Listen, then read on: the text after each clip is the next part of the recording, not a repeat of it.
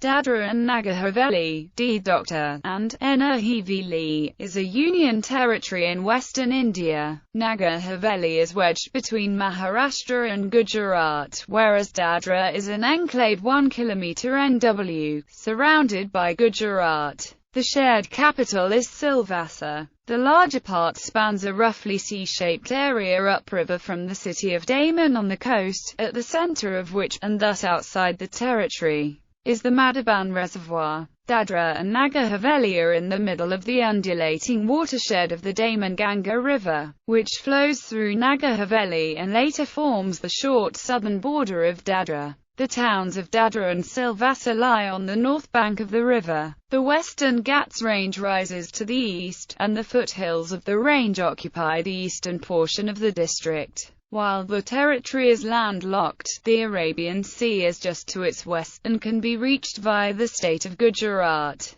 Magval is a small enclave village belonging to Gujarat that is located within Nagar Haveli, just south of Silvassa in Dadra and Nagar Haveli. Geography. The area of Dadra and Nagar Haveli is spread over 491 square kilometers, landlocked between Gujarat to the north and Maharashtra to the south. The Union Territory comprises two separate geographical units, Dadra and Nagar Haveli. It is close to on the western coast of India between the parallels of 20 degrees 0 and 20 degrees 25 of latitude north and between the meridian 72 degrees 50 and 73 degrees 15 of longitude east. It occupies an area of 491 square kilometers, comparatively equivalent to the Philippines' Biliran Island. It ranks 4th among the Union territories and 32nd including the states. The territory is surrounded by Valsad district of Gujarat on the west, north and east and by Thane district of Maharashtra on the south and southeast. Topography. The stretch of the main southern area is hilly terrain, especially towards the northeast and east where it is surrounded by ranges of Sahyadri Mountains. The central alluvial region of the land is almost plain and the soil is fertile and rich. The river Damanganga rises in the Ghats 64 km from the western coast and discharges itself in the Arabian Sea at the port of Daman after crossing Dadra and Nagar Haveli. Its three tributaries viz. Varna, Piprai and Sarkatin join Daman-Ganga within the territory. Flora and fauna. About 43% of the land is under forest cover. However, the reserve forest co-has territory constitutes about 40% of the total geographical area. The protected forests constitute 2.45% of the total land area. According to satellite data taken in 2008, UT has roughly about 114 square kilometers of moderately dense forest and 94 square kilometers open forest. As per Forest Survey of India, DNH has two major forest types: tropical moist deciduous forest and tropical dry deciduous forest. The major producers carewood, care and general timber. Teak, Sandra, Ker, Mahara and Sesam are the major tree species in the region. Tree cover has been estimated around 27 square kilometers from the 6-year data, which is around 5.5% of the total geographical area of DNH. The rich biodiversity makes it a habitat for a variety of birds and animals, with numerous trips from inland safari or the coast by tour guides, providing ecotourism. Silvassa's hills and wide, forested buffer land provides a main focal point for wildlife enthusiasts. Climate. The climate of Dadra and Nagar Haveli is typical of its type. Being near the coast, all but the sparsely inhabited easternmost parts have a typical North Indian Ocean maritime climate. The summers are hot and become in their later part more humid, with temperatures reaching as high as 39 degrees in the month of May. The monsoon starts in the month of June and extends until September. The rainfall is brought by southwest monsoon winds. It is known as the Cherrapunji that covers the bulk of western India, which produces most of the annual rainfall of 200 to 250 centimeters. Winters are between maritime temperate and semi-tropical, with temperatures ranging from 14 degrees to 30 degrees, reliably, as with the monsoon, with scant deviation from this range. History. Pre-Portuguese era. The profound history of Dadra and Nagar Haveli begins with the defeat of the Koli chieftains of the region by the invading Rajput kings. It was the Marathas that retrieved the region from the rule of the Rajputs in the mid-18th century. In 1779, the Maratha Peshwa formed an alliance with the Portuguese, allowing them to collect revenue from the 79 villages of Dadra and Nagar Haveli. The rule of the Portuguese in the region continued till the region gained independence on 2 August 1954. The region was merged with the Union of India in the year 1961. Portuguese era. The Portuguese occupied Nagar Haveli on 10 June 1783 on the basis of Friendship Treaty executed on 17 December 1779 as compensation towards damage to the Portuguese frigate by Maratha Navy. Then, in 1785, the Portuguese purchased Dadra. Under the Portuguese rule, Dadra and Nagar Haveli were part of the Distrito de Damal of the Estado da India. The two territories formed a single concelho, named Nagar Haveli, with its head in Darara until 1885 and, after that,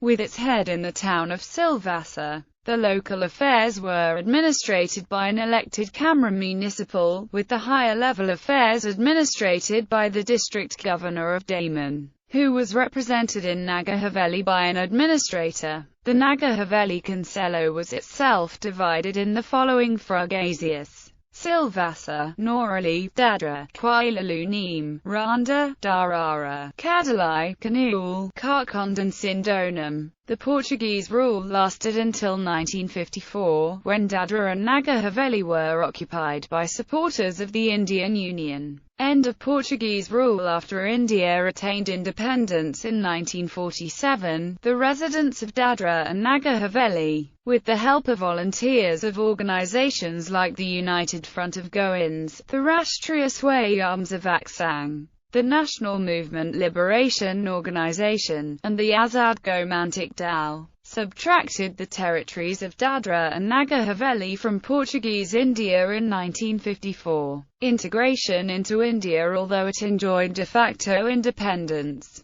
Dadra and Nagar Haveli were still recognized internationally as Portuguese possessions. The residents of the former colony requested the Government of India for administrative help. K.G. Badlana, an officer of the Indian Administrative Service, was sent as the administrator. From 1954 to 1961, the territory was administered by a body called the Varishta Panchayat of Free Dadra and Nagar Haveli. In 1961, when Indian forces took over Goa, Daman, and Diu, Badlana was, for one day, designated the Prime Minister of Dadra and Nagar Haveli, so that, as head of state, he could sign an agreement with the Prime Minister of India, Jawaharlal Nehru, and formally merge Dadra and Nagar Haveli with the Republic of India. On 31 December 1974, a treaty was signed between India and Portugal on recognition of India's sovereignty over Goa, Daman, Diu, Dadra and Nagar Haveli. Administration. An administrator administers the territory, which covers an area of 487 square kilometers and consists of 2 talukas.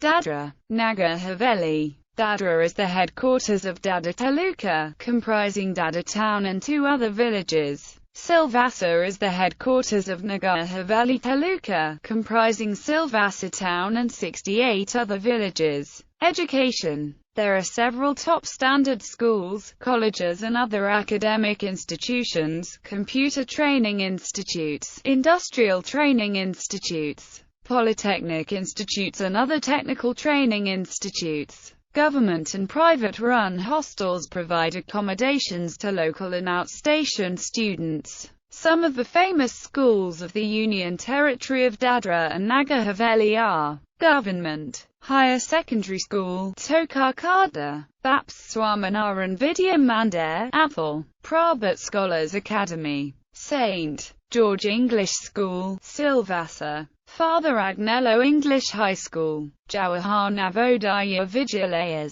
Lions English School, Kendriya Vidyalaya, Tokarkada, Alok Public School, St. Xavier's School, Silvassa Public School. Some of the well-known colleges in Dadra and Nagar Haveli are SSR College of Science, Commerce and Arts, Dr. BBA Government Polytechnic, Karad, Pramukh Swami Institute of Information Technology, Swaminarayan Cultural Complex, Silvassa Institute of Higher Learning, Naralai, Institute of Hotel Management, Karad, Church Roman Catholic Church Our Lady of Piety Church, Char Rasta, Silvassa, St. Thomas Church, Bombardafaulia, Silvassa. Economy. Dadra and Nagar Haveli's gross state domestic product for 2004 is estimated at $218 million in current prices. Its nominal GDP increased to $360 million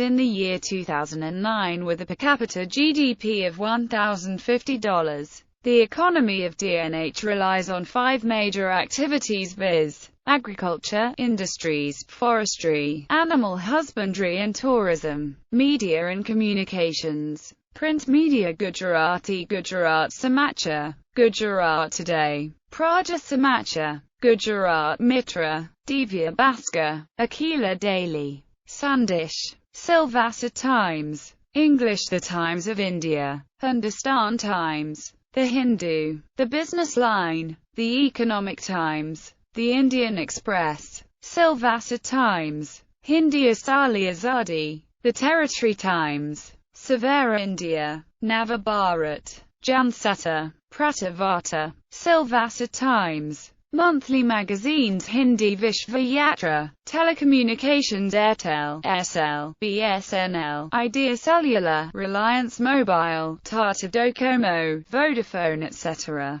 Satellite television, Airtel Digital TV, Dish TV, Reliance Digital TV, Tata Sky, Videocon D2H etc. Radio, All India Radio, FM, Banks Corporation Bank, Union Bank of India, State Bank of India, ICICI Bank, Bank of Baroda, Dena Bank, IDBI Bank, HDFC Bank, Oriental Bank of Commerce, Yes Bank, Central Bank of India, Indian Bank, Federal Bank, Punjab National Bank, the Ratnakar Bank, Indian Overseas Bank. Agriculture. The basic economic activity of the territory is agriculture, involving about 60% of the working population. The total land area under cultivation is 236.27 square kilometers, i.e., 48% of the total geographical area. The area under high-yielding crops is 12,000 acres. The main food crops cultivated in this area are paddy, ragi, small millets, jowar, sugarcanes, tur, nali and val, vegetables like tomato, cauliflower, cabbage and brinjal, and fruits like mango, chiku, guava, coconut and banana are also grown. Agriculture sector has given a major boost to the economy of DNH. The local population is also involved in forestry and animal husbandry.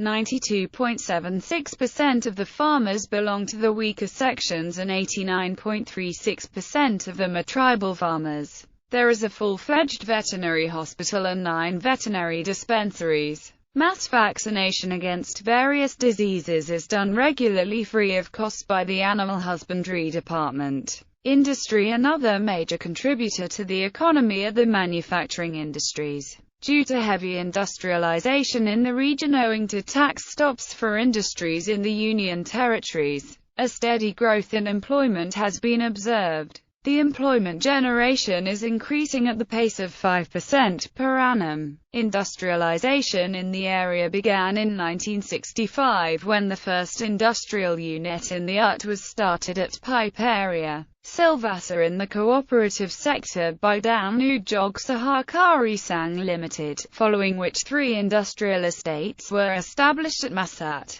Kudalai and Silvassa. Earlier only traditional craftsmen who made clay pots, leather items, viz., chapels, shoes and some other items of bamboo were present. Since there was no sales tax in the UT, it attracted many entrepreneurs. Around 30 new units comprising engineering, fabric weaving units and dyeing and printing units were established till 1970. In 1971, UT was declared as industrially backward area by Government of India and increased the cash subsidy to 15 to 25% for the industrial units on their capital investment, which resulted in the speedy industrial development.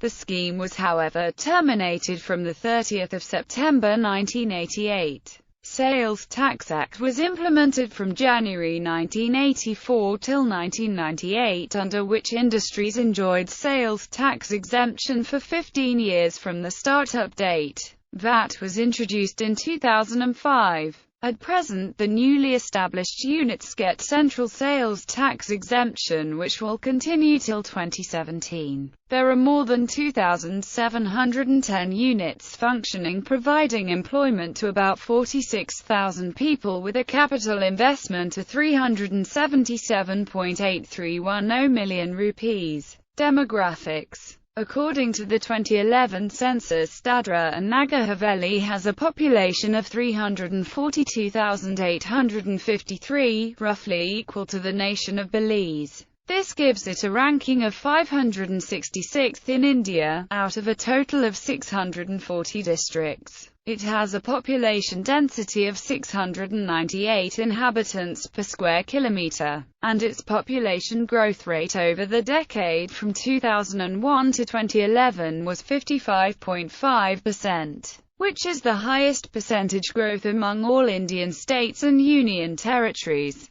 Dadra and Nagar Haveli has a sex ratio of 775 females for every 1,000 males, and a literacy rate of 77.65%. Tribal groups make up a large part of the population, 62%. The most prominent are Dodia, Connor and Vali, with small groups of Koli, Kathodi, Nika and Dubla scattered across the territory, collectively representing 3.31% of the population. Dodias and Dubla mainly populate the northern part, whereas Konnish and Valis are found all over the Union Territory. They worship the primary deities of Dis and Chand, and Narandev, Kanasari, Hime, Herva, Veer, Ranktai and Vagdev. One prominent feature of this territory is that people from all over India form a part of non-tribal residents. Though Gujaratis have a prime influence in the area, the same is reflected by the fact that Gujarati is one of the three official languages, the others being Hindi and English. Besides Gujaratis, one can find Marathis, Rajasthanis, Biharis, Tamilians, Uttar Pradeshis, and people from several other states.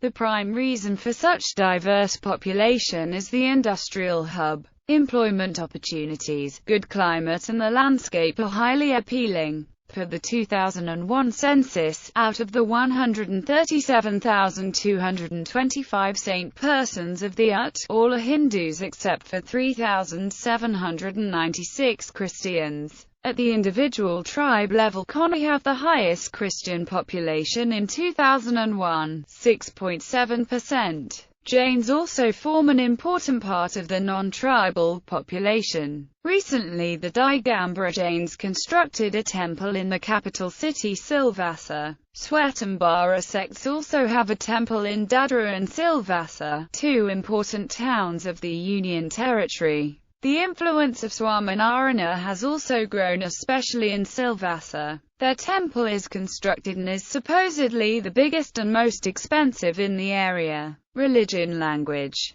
Wallai is the language spoken by the Wallai people. Agri is spoken by Agri community, both are dialects of Marathi Konkani, a former Portuguese enclave. Silvassa has a significant Roman Catholic population, speaking a distinct dialect of Portuguese. Marathi Konkani and Gujarati languages are widely spoken. Hindi and Marathi. is also understood. The main tribes are Wallais, Dodia, Connor, etc. Castes. The prominent castes occupying this territory are Rajputs, Ahirs, Chamar, Mahar, and associated castes. Wallai, although commonly associated with Maharashtra, and found in Gujarat too. Wallais consider Union Territory of Dadra and Nagar Haveli to be their original home. A tribe of non-Aryan origin, they are the largest tribal group in the territory and constitute 62.94% of the total tribal population. Rituals are extremely important to the Wallais. They are nature worshippers who regard the sun and the moon as the eyes of God.